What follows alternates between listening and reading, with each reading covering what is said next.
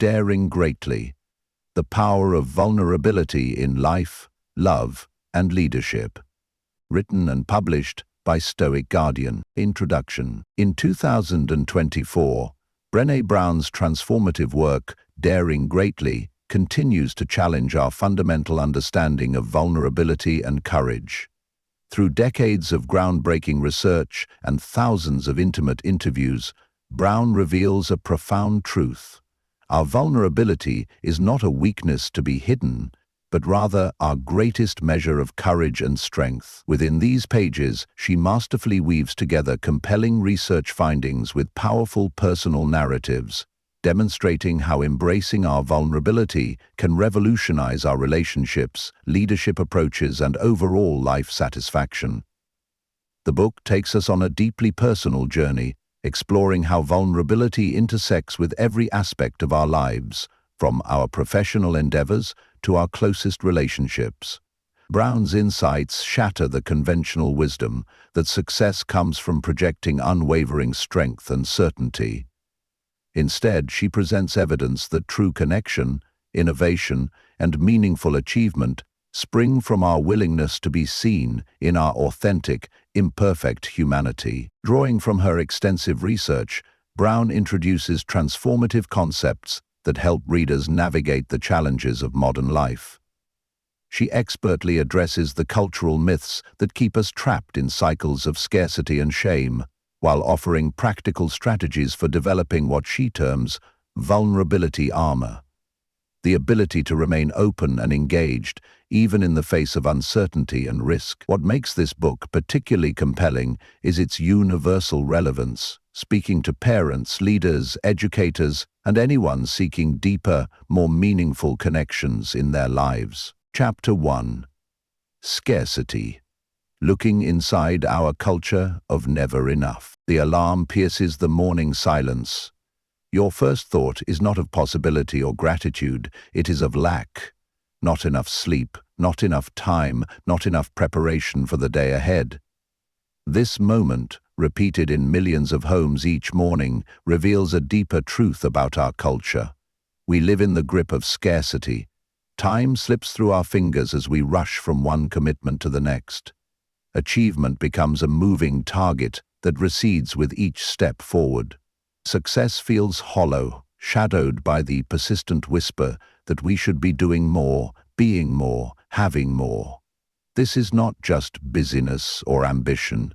It is a cultural epidemic that shapes how we see ourselves and our place in the world. The metrics of our worth have become external and endless. Social media feeds showcase carefully curated highlights of others' lives, feeding the belief that everyone else has figured out what we are still struggling to understand. Professional accomplishments, no matter how significant, feel diminished by the immediate pressure to achieve the next goal. Personal relationships suffer as we struggle to be present, our minds already racing to future tasks and unfulfilled expectations. Research reveals the cost of this scarcity mindset. Creativity withers under the pressure of perfectionism. Innovation stalls when failure becomes unacceptable. Relationships remain surface level when we are too afraid to show our authentic selves. Our drive for more, paradoxically, leaves us with less of what truly matters: connection, joy, and a sense of purpose. Breaking free from scarcity requires more than positive thinking or time management strategies. It demands a fundamental shift in how we measure worth and success. It begins with recognizing that our value does not diminish with our mistakes or increase with our achievements. We are worthy of love and belonging, not because of what we accomplish, but because of who we are. The path forward starts with small acts of resistance against the culture of never enough. It means celebrating progress without demanding perfection, involves setting boundaries that protect our time and energy for what truly matters. Most importantly, it requires us to challenge the voice of scarcity with evidence of abundance in our lives. Change becomes possible when we stop treating scarcity as a personal failing and recognize it as a cultural force we can consciously resist. By sharing our struggles openly, we create spaces where others feel less alone. By questioning the metrics of success imposed upon us, we free ourselves to define achievement on our own terms. The antidote to scarcity is not abundance of resources, but abundance of perspective. It is found in moments of genuine connection, in work that aligns with our values, and in the courage to say, "This is enough," even when the world demands more. The journey from scarcity to sufficiency begins with a single, powerful truth. You are enough, exactly as you are. Chapter 2. Debunking the vulnerability myths. Strength lies in never showing weakness. Success means having all the answers. Leaders must maintain a facade of certainty. These beliefs run deep in our collective consciousness, passed down through generations and reinforced by culture. They are also entirely wrong. My research began with a simple question: what makes some people able to bounce back from setbacks while others remain stuck? The answer challenged everything I thought I knew about strength. The most resilient individuals were not those who had mastered the art of emotional armor. They were those who had learned to embrace their vulnerability. Throughout years of interviews and data collection, a pattern emerged. Those who thrived in their personal and professional lives shared one crucial characteristic. They understood that vulnerability was not a weakness to be hidden, but a strength to be developed. They knew that meaningful connection, innovation, and growth happen only when we dare to be real. The myth of the invulnerable leader crumbles when we look at the most effective changemakers in any field. They lead not from a position of artificial perfection, but from one of authentic engagement.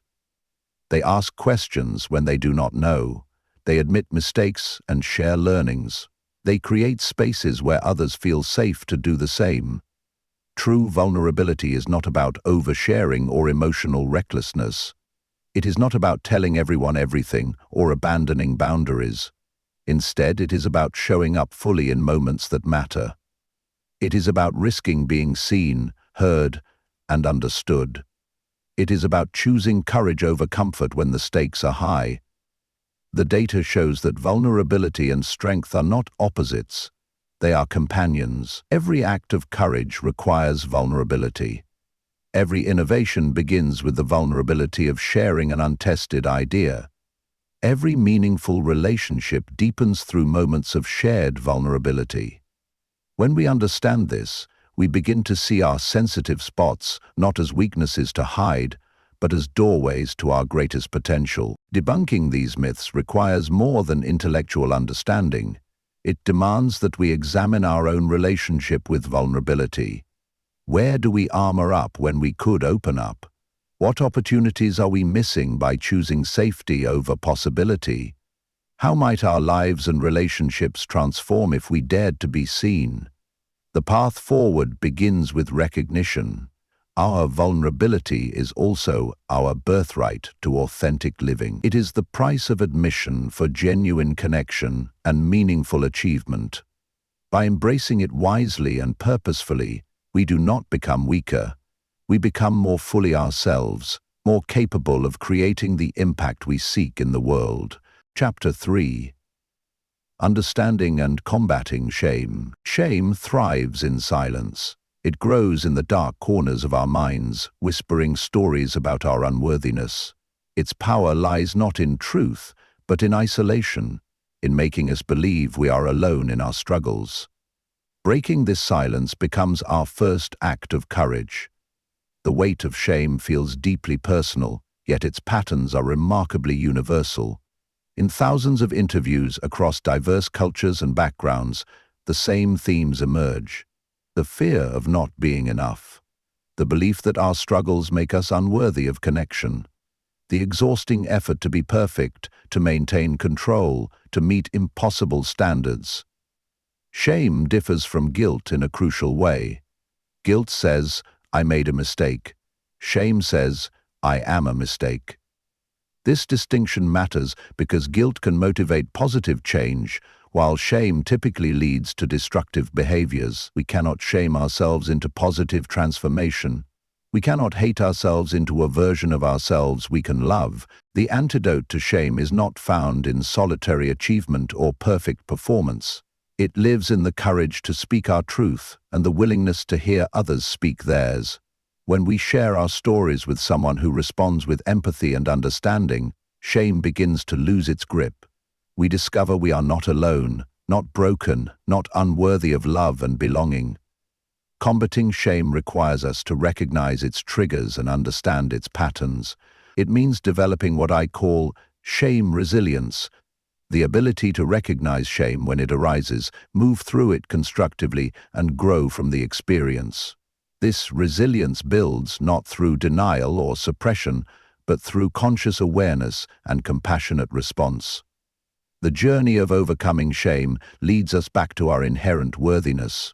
We learn to separate who we are from what we do, our essence from our actions. We discover that making mistakes does not make us unworthy of love. We begin to see that our imperfections connect us to our shared humanity, rather than separating us from it. Chapter 4. The Vulnerability Armory. The shield goes up reflexively. A difficult conversation looms and we retreat into busy work. Criticism approaches, and we don our perfectionist armor. An opportunity for connection presents itself, and we hide behind humor or cynicism. We all have an armory of defenses against vulnerability, carefully crafted over years of protecting ourselves from pain. These defense mechanisms once served a purpose. They protected us during times when we lacked the resources or support to handle emotional exposure. They helped us survive moments of genuine threat or overwhelming challenge. The problem arises not from having these defenses, but from relying on them long after they have outlived their usefulness. Our armory contains many weapons: perfectionism that keeps us from taking risks, cynicism that shields us from disappointment, busyness that prevents us from facing uncomfortable truths. Each piece of armor comes with a cost. Perfectionism stifles creativity and authentic expression. Cynicism blocks joy and genuine connection. Busyness keeps us from the deep work of personal growth. The paradox of armor is that while it promises to protect us from pain, it also blocks our access to joy, love, and genuine connection.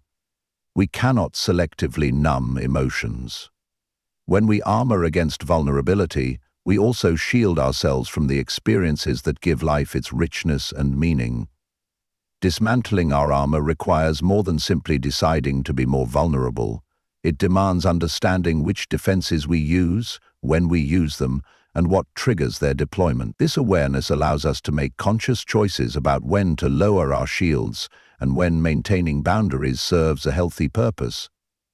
The goal is not to discard our entire armory, but to develop discernment about its use.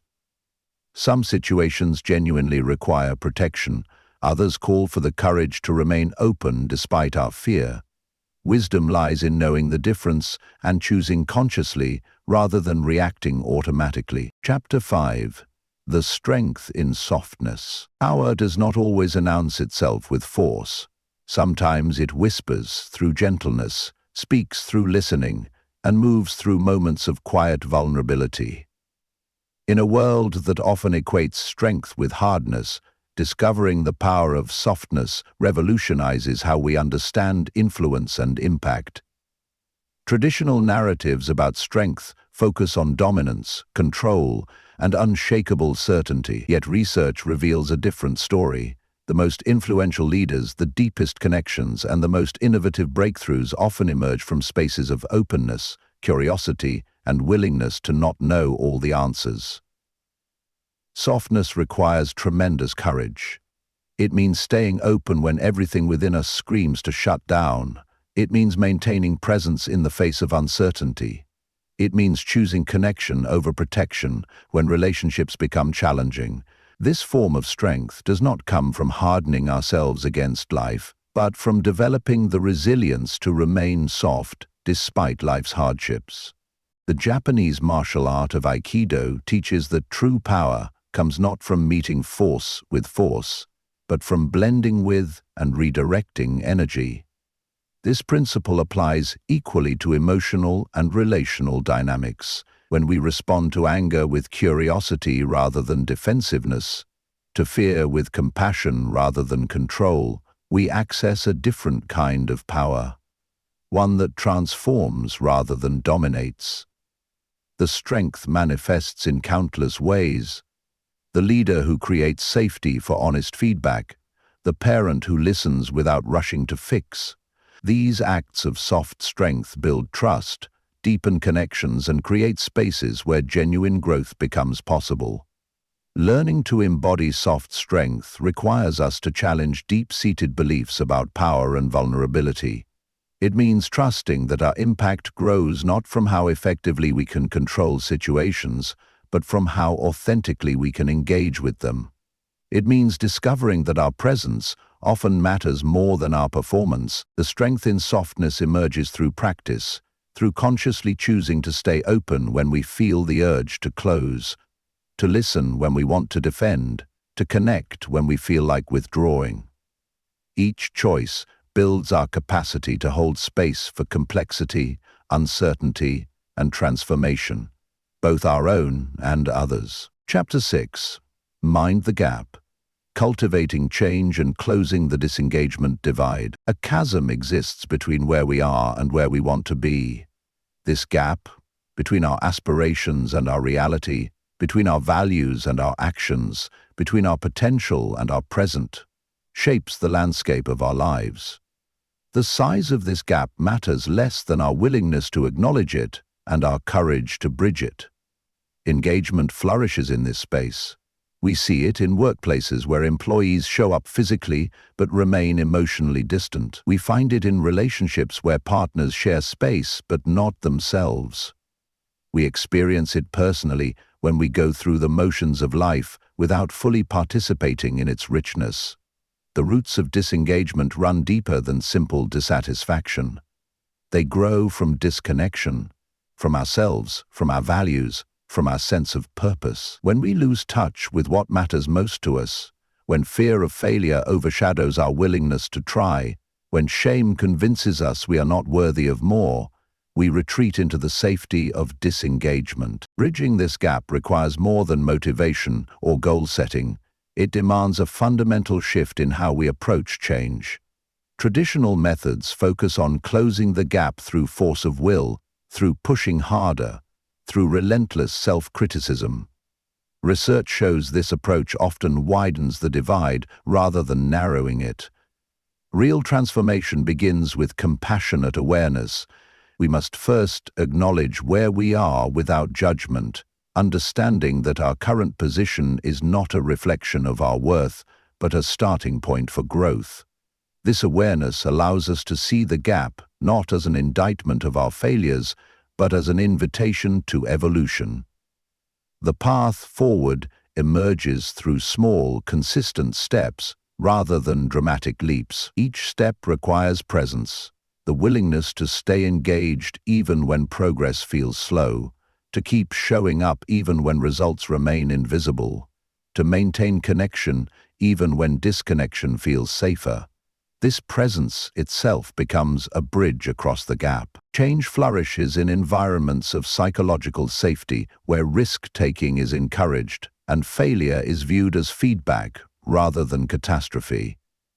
Creating these conditions in our workplaces, our relationships, and our relationship with ourselves becomes crucial to closing the disengagement divide. The journey across the gap transforms not just our circumstances, but our relationship with change itself. We learn to trust the process, to value progress over perfection, to find joy in the journey rather than fixating solely on the destination. This shift in perspective turns the gap from an obstacle into an opportunity for growth. Chapter 7. Disruptive Engagement. Daring to rehumanize education and work. The conference room buzzes with familiar phrases, productivity metrics, engagement scores, performance indicators. Yet beneath these corporate terms lies a simpler truth. Human beings crave meaningful connection in their work. The most disruptive act in modern organizations is not technological innovation. It is the radical choice to prioritize human connection. Traditional approaches to education and work often treat people as interchangeable parts in a machine. Success is measured in standardized tests or quarterly targets, while the deeper measures of human flourishing, creativity, collaboration, personal growth, remain secondary concerns. This mechanistic view not only diminishes our humanity, but also undermines the very outcomes it aims to achieve. Real engagement cannot be mandated or manufactured. It emerges naturally when people feel seen, valued, and connected to purpose, when a teacher creates space for students to explore their curiosity rather than just memorize facts. When a manager takes time to understand an employee's aspirations rather than just their output. When organizations recognize that productivity flows from well-being rather than the reverse. The process of rehumanizing our institutions begins with challenging fundamental assumptions. What if we measured success not just by numbers but by the quality of human connections formed? What if we valued questions as much as answers? What if we saw vulnerability not as a weakness to be eliminated, but as a catalyst for innovation and growth? Stories from transformed organizations reveal a common thread. Change begins when leaders dare to bring their full humanity to work. When they share their own struggles and uncertainties.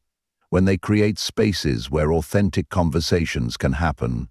When they prioritize psychological safety over perfect performance. This shift requires courage at every level. Courage to question established practices. Courage to experiment with new ways of working and learning. Courage to value process as much as outcome. Most importantly, courage to stay human in systems designed for efficiency over empathy. Success in this endeavor is not marked by perfect execution, but by genuine progress toward more human-centered environments, places where mistakes are viewed as learning opportunities, where diverse perspectives are not just tolerated but actively sought, where people feel safe enough to bring their whole selves to their work and learning. The outcome of rehumanizing our institutions extends far beyond improved metrics. It creates spaces where innovation flourishes naturally, where learning becomes a joy rather than a chore, where work becomes a source of fulfillment rather than just income. In short, it creates environments where both individuals and organizations can thrive. Chapter 8. The Power of Authentic Leadership. A single moment of genuine vulnerability can transform an entire organization. The CEO stops mid-presentation, sets aside her prepared remarks, and speaks from the heart about her own struggles with imposter syndrome. In that instant, walls crumble. Real dialogue becomes possible. Leadership transforms from a position of authority into a practice of authentic connection.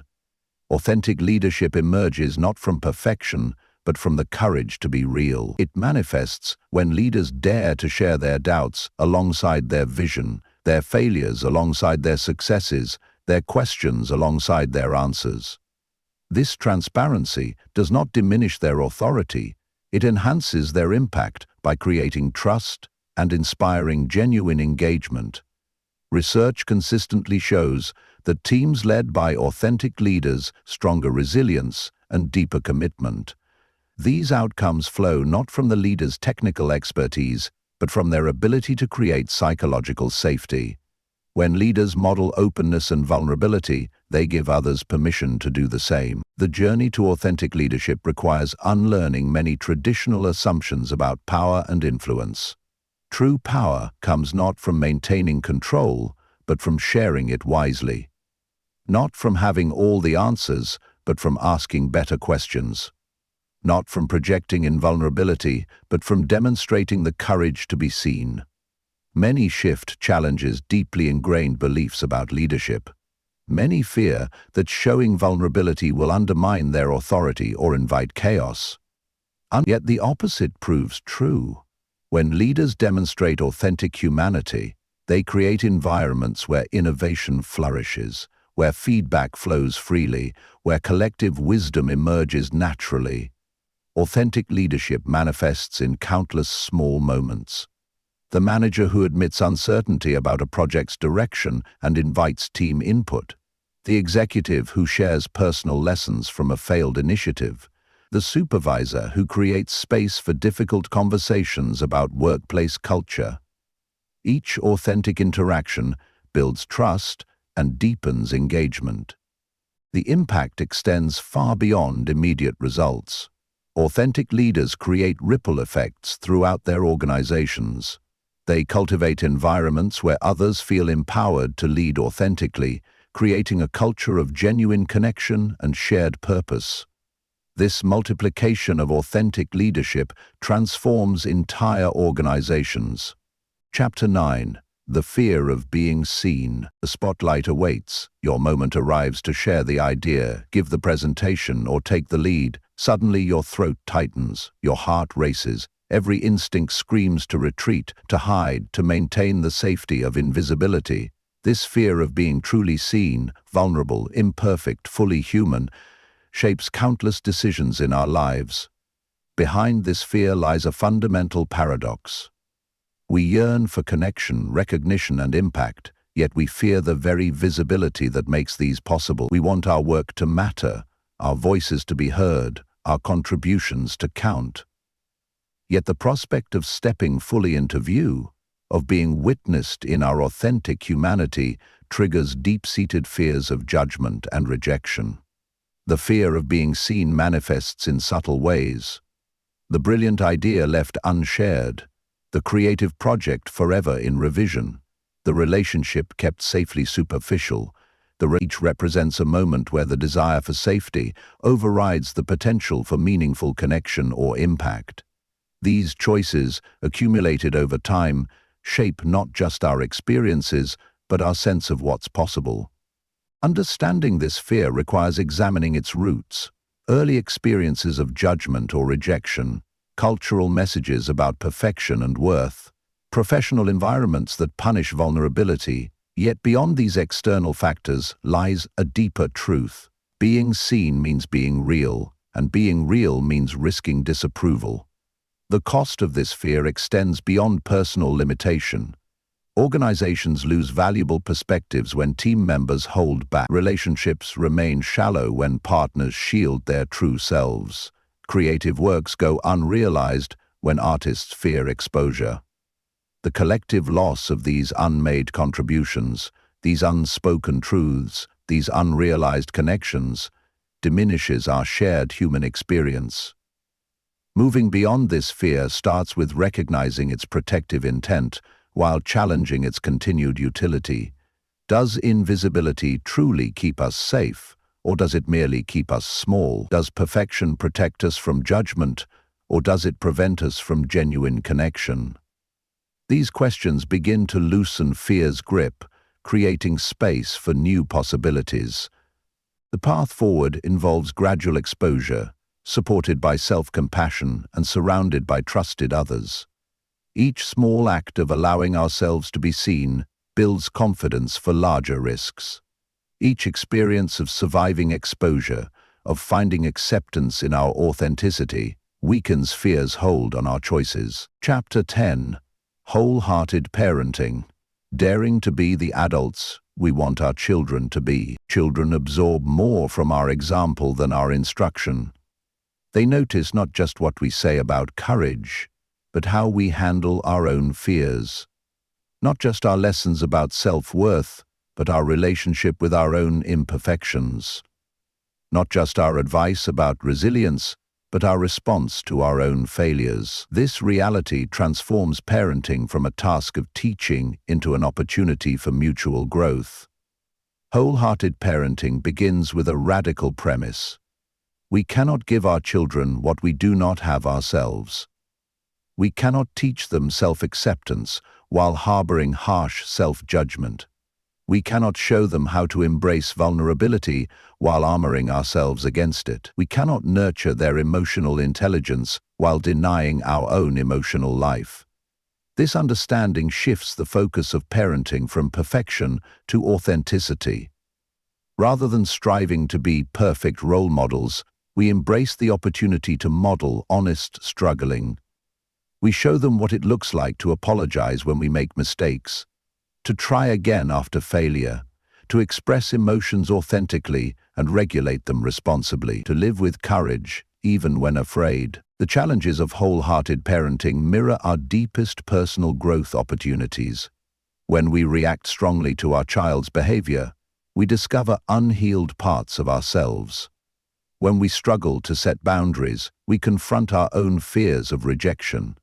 When we face our child's pain, we meet our own vulnerability. Each challenge becomes an invitation to grow alongside our children. This approach requires tremendous courage to examine our inherited patterns of parenting, courage to face our own wounds so we do not pass them on, courage to allow our children to witness our humanity, our struggles, fears, and imperfections, courage to trust that our authentic presence matters more than our perfect performance. The rewards of wholehearted parenting extend beyond improved relationships with our children as we grow in our capacity for vulnerability, emotional awareness, and authentic connection. These qualities ripple out into all our relationships. We become more present partners, more empathetic friends, more authentic leaders. Our children's greatest inheritance may not be our success or achievements, but our example of wholehearted living. Through us, they learn that worth does not depend on performance, that belonging does not require perfection, that strength includes vulnerability, and that love thrives in authenticity. Chapter 11. The courage to connect. True connection defies our contemporary shortcuts. No amount of social media likes, professional networking, or casual acquaintances can substitute for the profound impact of one human being truly seeing and accepting another. Real connection requires presence, vulnerability, and the courage to potentially face rejection. Modern life offers countless ways to stay busy while avoiding genuine connection. We can maintain hundreds of online relationships without ever risking deep intimacy. We can fill our calendars with activities while keeping our hearts safely guarded. We can succeed professionally while remaining emotionally isolated. Yet beneath these surface interactions, our fundamental need for authentic connection remains unmet. The barriers to deep connection often originate in early experiences. Past hurts teach us to protect ourselves. Cultural messages convince us that independence matters more than interdependence. Professional norms reward emotional distance over authentic engagement. Breaking through these barriers requires understanding their origins while choosing not to let them dictate our present choices. Genuine connection flourishes in the space between people who dare to be real with each other. It emerges when we share not just our successes, but our struggles, when we offer not just our strengths, but our vulnerabilities, when we bring not just our carefully curated public selves, but our messy, authentic humanity to our interactions. Chapter 12. Raising emotionally resilient children. The art of raising resilient children begins with a counterintuitive truth. Protecting them from all difficulty stunts their emotional growth. True resilience develops not through the absence of challenges, but through supported experiences of navigating life's inevitable ups and downs. A child falls on the playground. Our instinct surges to rush over, sweep them up, and soothe away their pain. Yet research reveals that children develop resilience when we first pause, observe their response, and allow them space to process their experience. Our role shifts from problem solver to emotional coach, helping them understand and manage their feelings rather than simply eliminating their discomfort. Emotional resilience grows through countless small moments. The disappointment of not being chosen for the team, the frustration of struggling with a new skill, the anxiety of facing an unfamiliar situation. Each challenge presents an opportunity to develop emotional awareness, practice coping strategies, and build confidence in their ability to handle difficult feelings. Teaching resilience requires us to manage our own anxiety about our children's struggles. When we react with excessive worry or rush to fix every problem, we inadvertently communicate that they cannot handle challenges. Instead, we must cultivate faith in their capacity to cope while remaining available for support when needed. Language plays a crucial role in building resilience. Rather than generic praise, specific acknowledgement of effort and strategy helps children develop a growth mindset. Instead of, "You're so smart," we might say, "I noticed how you tried different approaches until you found one that worked." This shift focuses attention on process over outcome, building resilience through understanding the value of persistence and problem solving.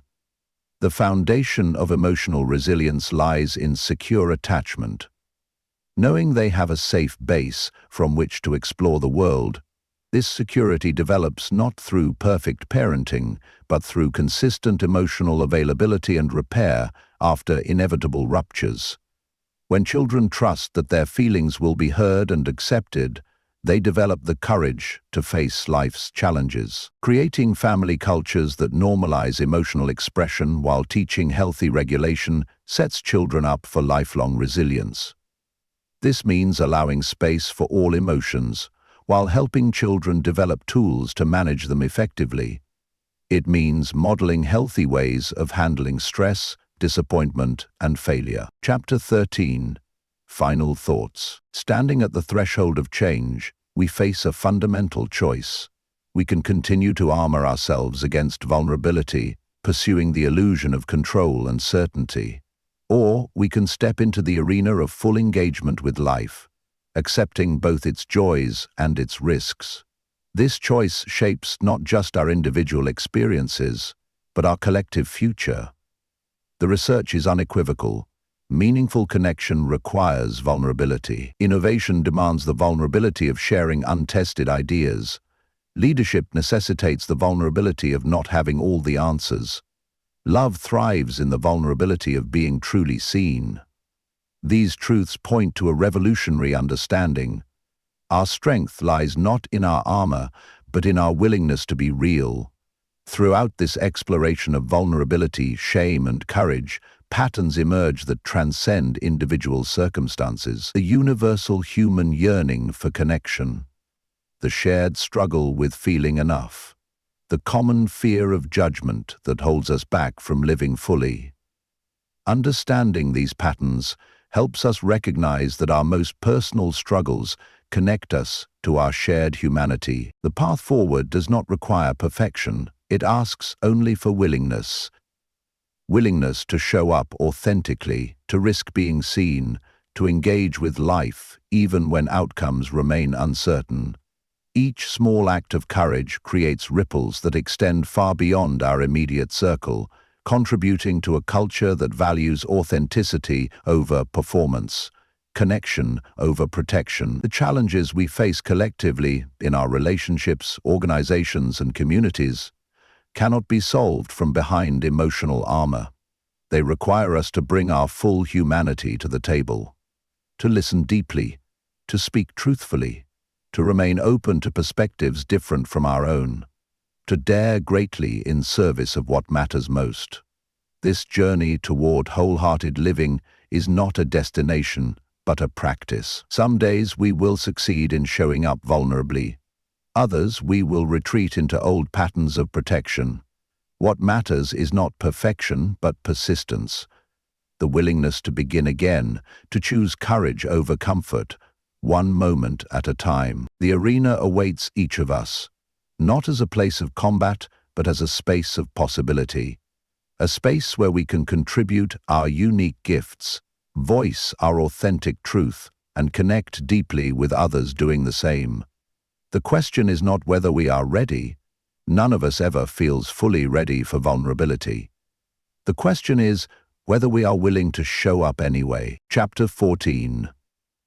Trust in Emergence, Grounded Theory, and My Research Process. Truth reveals itself through patience and persistence. For nearly 2 decades, I immersed myself in thousands of stories of struggle and resilience, shame and courage, disconnection and breakthrough. Each narrative added depth to an emerging understanding of human vulnerability and connection. Grounded theory demands we approach research with curiosity rather than preconceptions. Instead of testing existing hypotheses, we allow patterns to emerge from the data itself. This methodology required me to set aside what I thought I knew about vulnerability and listen deeply to what people's lived experiences revealed. The process challenged everything. Early interviews suggested vulnerability might be selective, something we could carefully control and manage. But as stories accumulated, a different truth emerged. Vulnerability proved to be an all-or-nothing proposition. We cannot selectively numb difficult emotions without also dampening our capacity for joy, creativity, and connection. Data collection involved hundreds of interviews across diverse populations. Business leaders sharing moments of professional uncertainty, parents describing the terror and joy of raising children, artists speaking about creative blocks and breakthroughs, teachers discussing classroom challenges. Each story added texture to our understanding of how vulnerability shapes human experience. Analysis required immense patience, hours spent coding interviews, identifying themes, testing emerging theories against new data. The process felt messy, uncertain, often overwhelming. Yet this very messiness proved essential. It mirrored the nature of vulnerability itself. Complex, nonlinear, resistant to easy categorization. Trust in emergence meant resisting the urge to rush to conclusions. Each time I thought I understood the pattern, a new story would complicate the picture. This constant refinement of understanding reflected the iterative nature of grounded theory research. Truth emerges not in sudden revelation, but through persistent engagement with complexity. The research yielded insights that transcended individual experiences to reveal universal patterns in how humans navigate vulnerability, shame, and connection. These patterns formed the foundation for practical applications in leadership, education, parenting, and personal growth. Applications tested and refined through continued research and real-world implementation. Chapter 15. Practicing Gratitude. The morning sun filters through your window. A cup of coffee warms your hands. Your child's laughter echoes from another room. These simple moments hold a profound truth. Gratitude transforms ordinary experiences into extraordinary gifts, not through magical thinking or forced positivity, but through the conscious choice to recognize and celebrate what we have. Research reveals that gratitude is more than positive thinking. It rewires our neural pathways, shifting our attention from what is missing to what is present. This shift does not deny life's difficulties or pain. Instead, it creates space for both challenge and appreciation to coexist, allowing us to find meaning even in struggle. The practice of gratitude challenges our culture's focus on scarcity and constant striving. When we pause to acknowledge what we have, relationships that sustain us, abilities that serve us, opportunities that await us, we step outside the exhausting cycle of never enough. We discover that while our lives may not be perfect, they are rich with moments worth noticing and celebrating. Gratitude practice requires intention and attention. The mind naturally gravitates toward problems and potential threats, an evolutionary adaptation that once ensured survival, but now often prevents us from recognizing the good in our lives. Developing gratitude means actively training our attention to notice and appreciate what we might otherwise overlook. This practice transforms not just our internal experience, but our relationships and impact. People who cultivate genuine gratitude tend to be more resilient, more generous, and more connected to others. They approach challenges with greater resourcefulness because they recognize and can draw upon the full range of resources, both internal and external, available to them. The most powerful expressions of gratitude go beyond polite thank yous to touch something deeper. They acknowledge not just what someone has done, but who they are and how they have impacted our lives. This level of recognition creates moments of genuine connection, strengthening bonds and building trust in relationships. Simple practices sustain gratitude. Taking time each day to notice 3 things we appreciate, expressing specific gratitude to others, writing letters of thanks to those who have influenced us. These practices, maintained over time, gradually shift our default perspective from criticism to appreciation, from scarcity to abundance. Take Honesty, Chapter 16, Embracing Imperfection. Life breaks everyone's heart. We all carry wounds, make mistakes, fall short of our ideals. Yet cultural messages constantly push us toward an impossible standard of perfection. Flawless appearance, unwavering confidence, uninterrupted success. This relentless pursuit of perfection blocks our path to genuine growth and connection. Perfectionism masquerades as a path to success, promising that if we just try hard enough, work long enough, achieve enough, we will finally feel worthy. Research exposes this promise as false. Perfectionism correlates not with higher achievement, but with increased anxiety, depression, and disconnection. It keeps us trapped in a cycle of endless striving and inevitable disappointment. True growth begins when we dare to embrace our imperfection, not as resignation to mediocrity, but as acceptance of our fundamental humanity. Every creative breakthrough, every meaningful connection, every genuine achievement emerges not from perfection, but from the courage to be real, messy, uncertain, and genuinely ourselves. Embracing imperfection requires us to challenge deeply ingrained beliefs, the belief that our worth depends on our performance, the belief that vulnerability equals weakness, the belief that we must have everything figured out before we can move forward. As these beliefs loosen their grip, new possibilities emerge. This shift transforms how we approach challenges. Instead of seeing mistakes as evidence of our inadequacy, we recognize them as inevitable steps in learning and growth. Instead of hiding our struggles, we share them with others who might benefit from our experience. Instead of demanding perfection from ourselves and others, we create space for authentic engagement.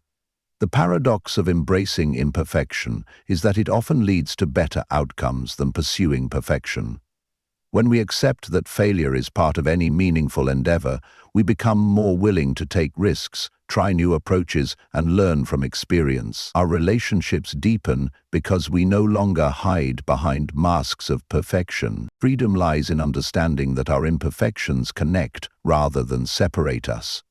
They make us relatable, approachable, and real. They allow others to see themselves in our struggles and find courage in our vulnerability. Our shared humanity emerges not in our achievements, but in our authentic presence. Chapter 17.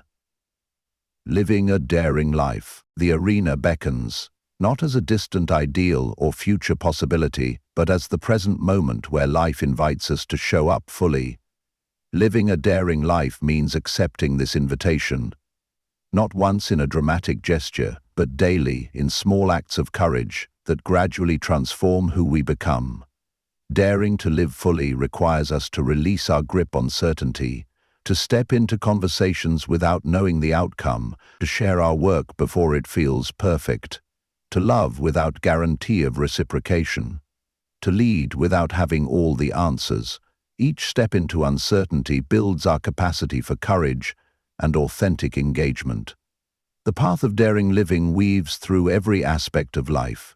It shows up in career choices that align with our values rather than just security, in relationships where we risk genuine intimacy rather than settling for safe distance, in creative pursuits where we express our truth rather than echoing what others expect, in daily moments where we choose presence over protection. This journey demands we develop new skills, emotional awareness to recognize when fear holds us back, discernment to distinguish between genuine threats and growth opportunities, resilience to bounce back from inevitable setbacks. Most importantly, it requires self-compassion to sustain us through the challenges of showing up authentically. Living daringly does not mean absence of fear, but rather choosing to act despite it. It means recognizing that our greatest regrets often come not from failure but from the moments we held back, played small, or chose safety over possibility. Each time we dare greatly, we expand our understanding of what is possible. The rewards of daring living emerge not just in personal growth, but in our impact on others. When we dare to be authentic, we create permission for others to do the same. When we dare to be vulnerable, we build bridges of genuine connection. When we dare to live fully, we inspire others to examine their own choices about how they want to live. The invitation to live daringly remains open in every moment. It asks not for perfection but for presence, not for certainty but for courage, not for flawless execution but for wholehearted engagement. The arena awaits, not as a test to pass, but as a space to fully inhabit our lives.